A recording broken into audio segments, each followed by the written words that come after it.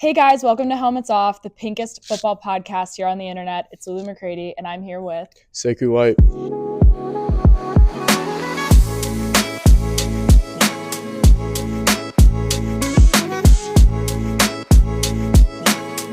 and we're here at Lafayette, beautiful campus. So excited to be here, and thank you for coming on the show. Yeah, thanks for having me. I appreciate it. Oh my God, of course. All right, so let's get into it. So how did you get into football? Honestly, I was in the third grade. It was kind of my friends started playing a little bit earlier than me, so it was like, why don't I just go out and try it? So got in early, still playing to this day. And you're from Georgia, right? Yep, Atlanta. So if being in Atlanta, like, did you have to play football growing up? I mean, I know in the South it's a whole other breed, but I wouldn't say you have to play football. I mean, I think Georgia also produces a lot of great basketball players, and I played yeah. basketball until I graduated high school. So it wasn't kind of like you have to do this, you have to do that, but it was definitely encouraged for sure. And was football your favorite sport growing up, or like since you just said you played basketball, like did you have a love for all sports or? Honestly, when I was probably elementary school, middle school, soccer. Soccer was a big thing Really? for me. Yeah, so Very cool. that kind of transition happened when I was in high school. It was like, all right, football is probably going to be the thing. So that's when I decided to lock in on that. That's awesome. And what was your high school highlight reel like? First game of my senior year, I had 3 picks. So that kind of took up the first minute and a half or so. But, I played on both sides of the ball. I went to a small private school. So offense, defense, Yeah. kind of just mixing in a little bit of everything. What was your song in the background? Did you pick like a huddle, like random one, or did you have a theme song? It was definitely like Huddle Hip Hop 3 or something like that. Just one of the generic ones. Wasn't really too all in on that. Have you ever showed a girl your highlight reel? Not intentionally. I mean, when you're younger, you throw it in the Instagram bio. I hope somebody checks it out. But I'm really like, You've never nah. been like, do you want to watch my highlight tape? Oh, no, not at all. Okay, that's a green flag. Yeah. All right, amazing. Moving on. How did high school prepare you for college football? Honestly, I think the weight room was probably the biggest difference because high school and college are different in the sense that you could like have a 6'5", 250-pound D lineman going against some like 5'11" kid that just got out of algebra. So it's not like you're not really ready for the speed until you get here. But like being intentional in the weight room, getting after it, that's really sets you apart. And how about academically? I finished with a 4.0 in high school. Like Casual? Yeah, casual 4.0. I mean, I wouldn't say I was the smartest, but I got by. I took a couple AP classes here and there, but it's like sometimes you could kind of coast through high school, and I kind of did. But coming here, it really prepared me, especially going to the school I did. So academically and athletically, you had a smooth transition. What about socially? Like, because I feel like Lafayette's a very Northeast school. Like, Yeah. Did you have a hard time integrating or no? Yeah, I mean, I would say the biggest difficulty for me was not having sweet tea at every restaurant I went to. That was a culture shock that I wasn't ready for. But honestly, like, yeah, there's 2 different types of cultures down south, and coming up here, you got a lot of food's different. I mean, slang's different. Music and whatever you have, but that probably was the biggest adjustment. That and the weather. The weather is brutal, especially around this time where it could go like negative or it'd be 45 degrees on any day. It sucks. Yeah, for reference, we're looking out over. I mean, I grew up in Pittsburgh, so I'm used to this like gray sky. Yeah. Like it's like sunny weather, but it's like freezing. Yeah, it's like 30 degrees outside, and I got 2 jackets on. It's freezing. Oh my God, that's so funny. What was the recruitment process for you like? Like, how did you coming out of Atlanta find Lafayette? Or did they find you? They found me, but I will say, my senior year I got recruited virtually because of the COVID thing and whatever. Yeah. So initially, it was a lot of D3 schools that were hitting me up. A couple like the NESCAC, which is a big kind of smart conference in New England. But I got a PWO offer from Stanford University down in Alabama, and that kind of ignited the conversation with here. That's awesome. Yeah. So, like, how did you choose Lafayette? Like, obviously you got recruited here, but like, what made you be like, okay, like this is going to be my home? Honestly, I didn't really understand that until I got here. I'm not even gonna lie to you, but going into the process, I wanted to go to a smart, high academic school, and then I want to get on the field as fast as possible. So um, honestly, I didn't really realize that I had found my place until honestly we played William Mary down in Williamsburg. That's when I really was like, okay, this is where I can thrive here. That's So awesome. yeah. If you had to pick three favorite things about going to school here or the campus, or like whatever, what are they? Um, about the campus. Let's see. I will say in like the fall it gets really pretty, like the sunsets and the leaves changing and stuff like that. Um, what else? What else? What else? The golf courses are nice around here, Cool. so I get out when I can. And then honestly, Italian food. Cool. That's also a big thing. I mean, it's like on every corner, but it's good. I What's your appreciate favorite it. place to eat on campus or off campus, like Oh just around yeah. campus? Yeah. Me and my some of my teammates are frequents at this little spaghetti house downtown. Cool. They see us probably like once every week, maybe every other week. I love that. Yeah. That's great. What's your handicap when you play golf? Oh, I don't worry about Do handicaps. you just hit the ball? Yeah, it's like I'll shoot like a 97 on a good day. I'll break 100 That's not upon bad. that. Yeah, have a good That's time on the course. respectable. Yeah. That's respectable. Um, how have you grown as an athlete since coming to college, and how have you grown as a person since coming to college? Wow. As an athlete, I think I've matured more as a leader. Cool. I would say initially coming in, I was more of a lead by example guy. Wouldn't really say a whole lot, but I think throughout the past, I would say the last 2 years, I got voted captain.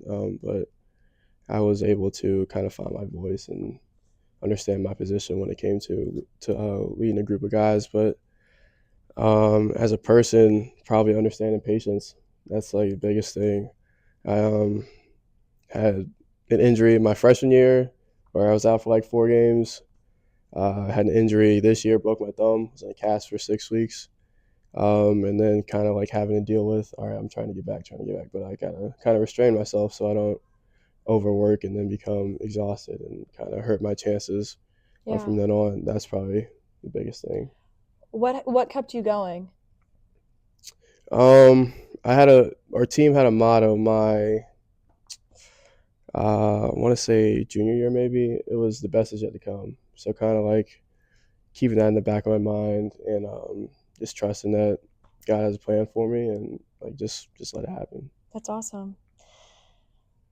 For people that are interested in coming to Lafayette and playing here, what would you tell them is like the biggest what's like the biggest thing that they need to do in order to prepare themselves for being here? Like what's your advice for them?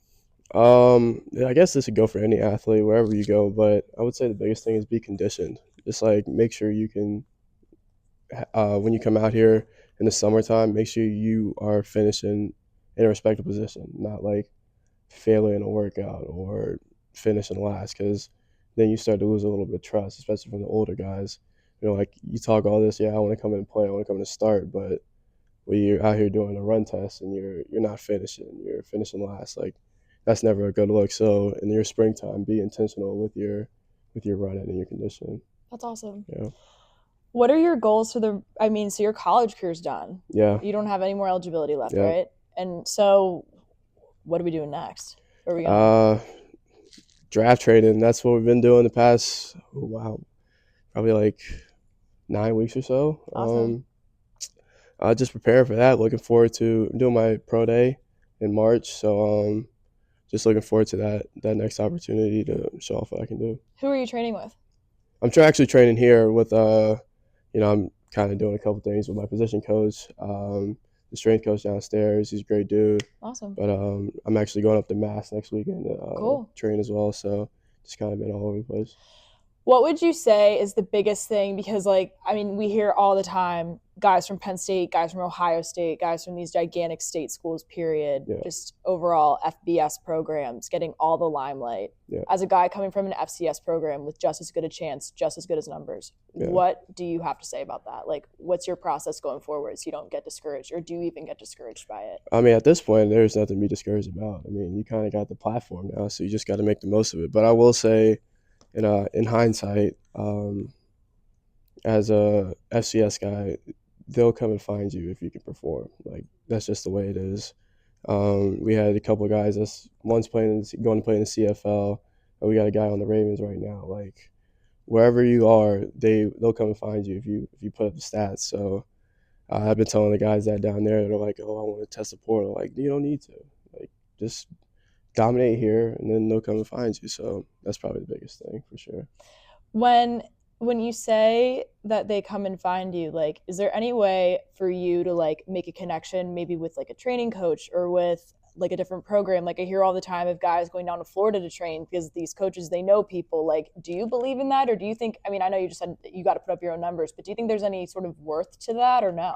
I mean, I think there's value anywhere you go, but Yeah. like I know a lot of guys go train in Texas and Florida because I mean, like Exos and all those kind of those facilities, they got numbers to put out there, but I mean, I think there's a lot more. I don't know, intrinsic value, I guess would be the best way to phrase it. Kind of getting that one-on-one training. That all right, this is where you can kind of tweak this. So it's more focused on me than the whole group because Yeah. you got 2 or 3 guys leading a group of 12. It's like all right, how much like focus are you really getting at that point? But I mean, I got no issue with it. I was thinking about doing it as well, but I kind of prioritized my degree, get my degree before I did anything else. Oh, more green flags. I love Yeah, this. When you are thinking about, I don't know, like another comparison of like FCS, FBS situations, like my biggest thing is NIL. And I yeah. think that NIL has really played a gigantic part of the shift of college football. What do you think about NIL? And like, how, do you think it's really impacted the game? Do you think it's done anything with it? Like, what's your opinion on that? I mean, for sure. Honestly, um, it's not as broad, I guess, on the FCS level, but just looking at the FBS level, it's crazy because you see guys go to 4 different schools in 4 years. It's like Yeah. really like you want to go help a program, but how much are you helping going from Texas, UCF to wherever you go?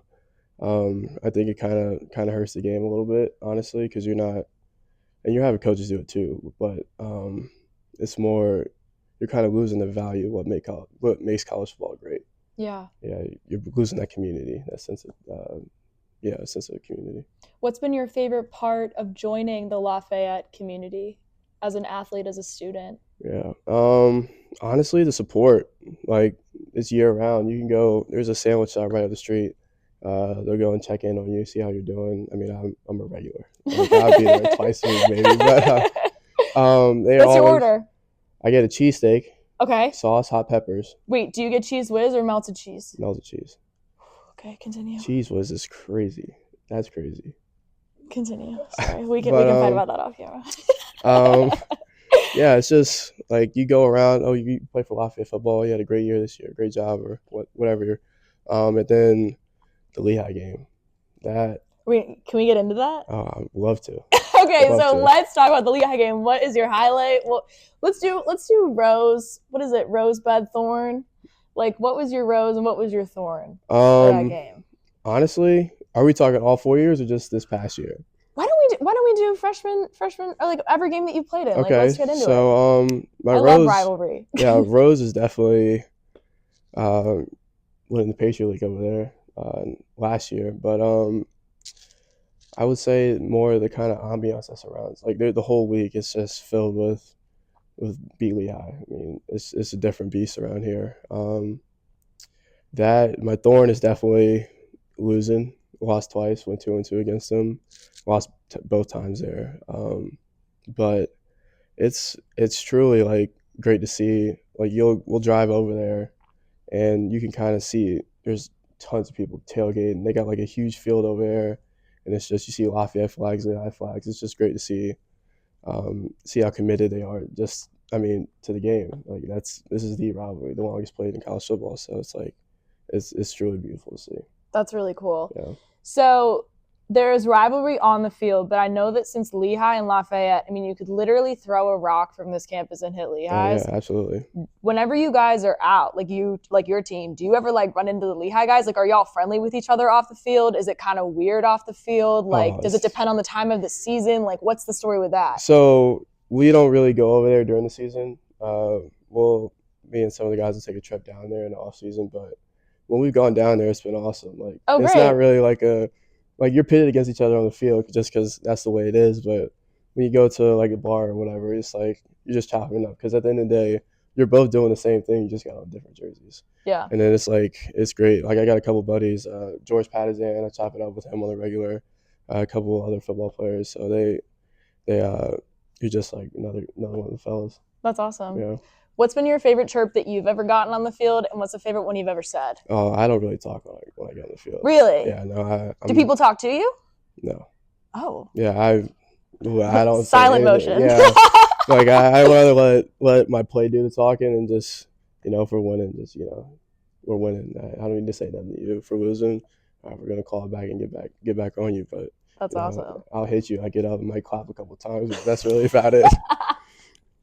Do you have like a college, like if you could make like a huddle highlight tape of your college experience, like your college plays, other than Lehigh, what, like, is there a drive that you'd put on there that you can like remember, or like a play that you did that like you can remember, like certain tackle, like what would you throw on there? Okay, I got one from this year. I had a one-handed pick against Bucknell. I got put on SportsCenter. Nice. Yeah.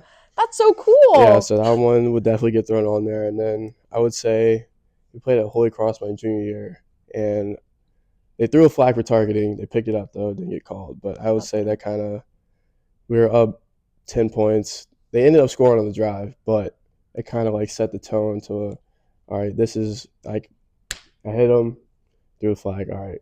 And then I guess after they scored, they kicked an onside kick right to me. I got popped, I will say that. But I held on to the ball, and we won the game. So that's probably what those three plays to get put on there, because I feel like those are just indicative of what my career has been. That's really cool. Yeah. So when you're here and you're like in this community, like who within the athletic department here at Lafayette do you lean on the most? Oh, that's a good question. Within the athletic department, honestly, the staff. I will say that I've built up a connection with them because they came in after my freshman year, so kind of been, I guess, chugging along with them since they've been here. They put a lot of faith and trust in me, which I'm super thankful for. And then honestly, there's a professor that I had up there. She retired after the spring last year, but she still hangs around. She lives like 2 blocks away. That's awesome. She's been here for 40-something years. Wow. Like, she's just she's great. She knows the experience and she's willing to help you out. I took a class with her. Probably the hardest class I've taken at this school. What class was it? It's called financial theory. It's like a corporate finance, like auditing kind of thing, like super accounting. It was brutal, but squeaked out of there with a C. C's get degrees. But yeah, I will say the staff and then her, she's been a huge help to me. That's awesome. And so like I can tell that Lafayette is a very academically based school. Obviously you've done really well here and you came from a very academically based high school program. Is there a lot of academic support for athletes here? Like, because I know that at a lot of programs where the schools are more academically based, the student body don't really like the athletes because they say like, you guys don't deserve to be here. Yeah. Is there that tone here at Lafayette? Yes. You can be honest. I mean, be honest about it. Yeah. Unfortunately, it is. I mean, so our president, I got, like whatever, she got brought in the same time we were freshmen, and she actually just went through not to put her business out there, but she went through. Might as well. It's on the internet. Yeah, she went through a no confidence vote on a couple weeks ago, actually.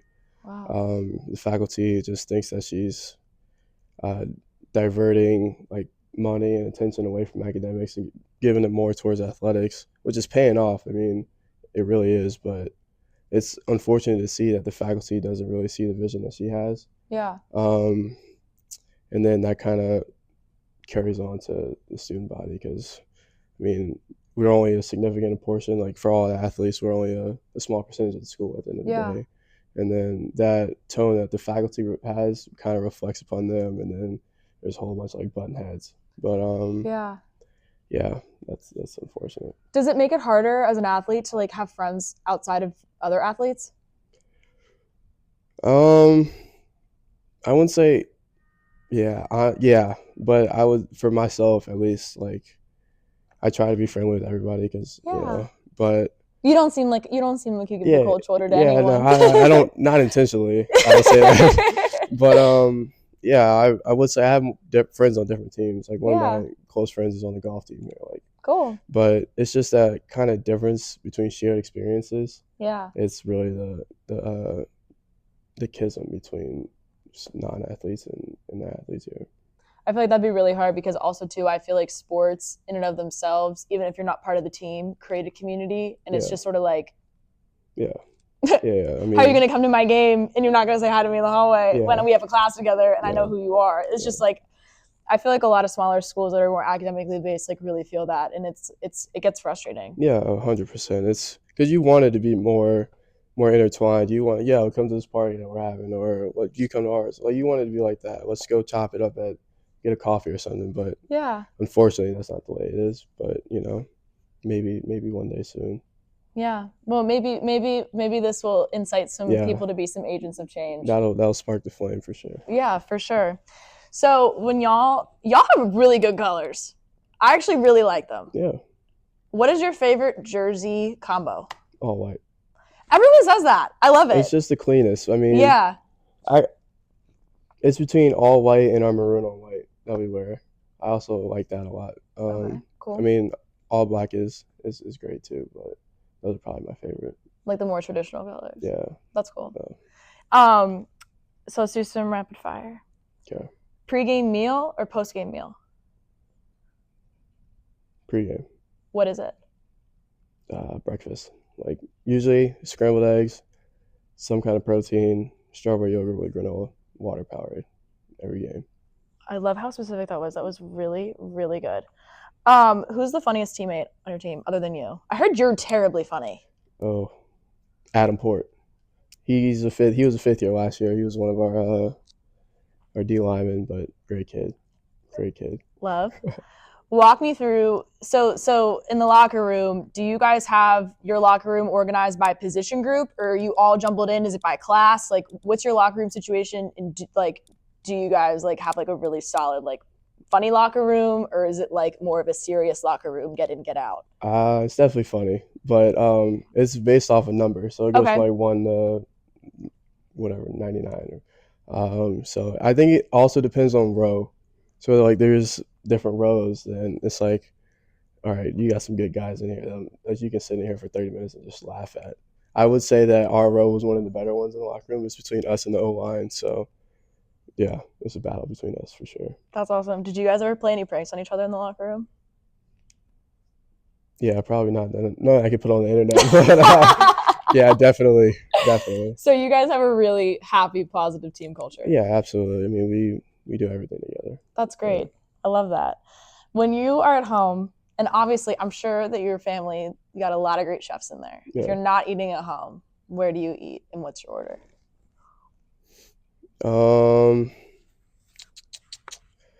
I will go to American Deli. Okay. 10-piece hot lemon yaki with a fruit punch and peach drink mixed. That sounds really good. Yeah. That sounds like really, really good. Mm-hmm. Have you ever hosted an official here on campus? Every time. Really? Well, at least one a year. Okay. But I will say I do like the player panel thing every time. That's what I do. What's your return?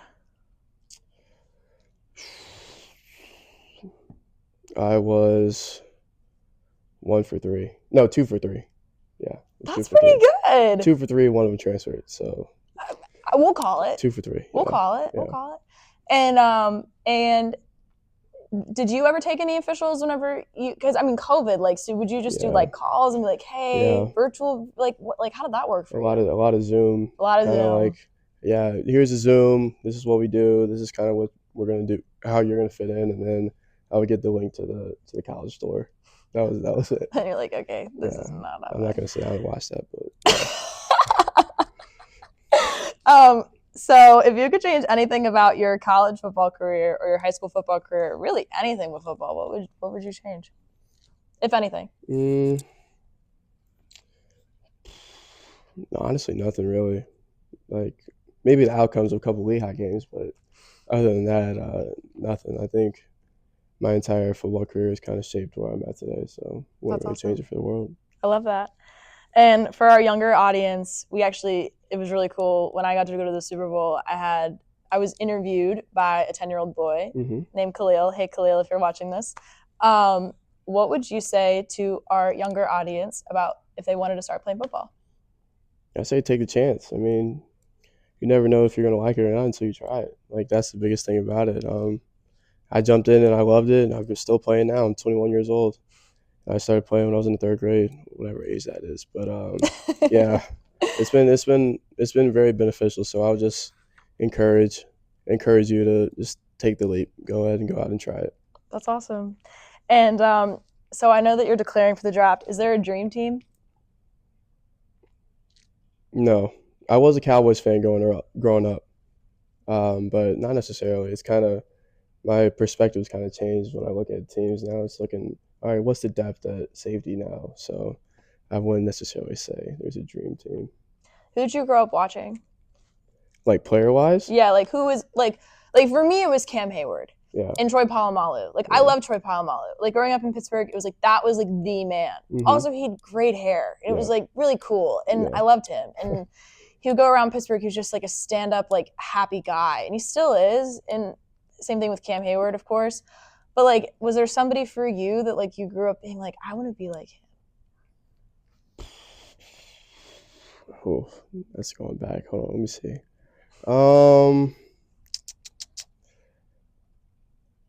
Let's see.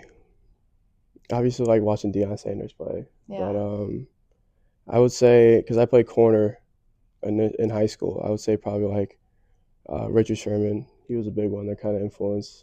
Like you want to watch, okay, this is who I want to kind of make my game after. So he was a big influence. Other than that, it's really I like watching Cam Newton play when he was at Auburn. That was awesome. But Not when he was at Carolina. Yeah, he kind of lost it there. But yeah, definitely at Auburn. His first college football game I went to. So that's so cool. Yeah, I love that. And then like final words, honestly. Do you have any advice like for just anyone in general, like anything like last minute that you want to get out there, especially for the NFL people that might be watching this, being like, "Yo, like he's a cool kid." I mean, just let your work speak for itself. Like I don't really do much talking on social media, or even when I go like out to eat or whatever. I'm not gonna be the first person to brag about myself, but just kind of let the work speak for yourself. You know, just put your nose to the grindstone and keep going. That's awesome. And what's one thing that nobody knows about you? Oh.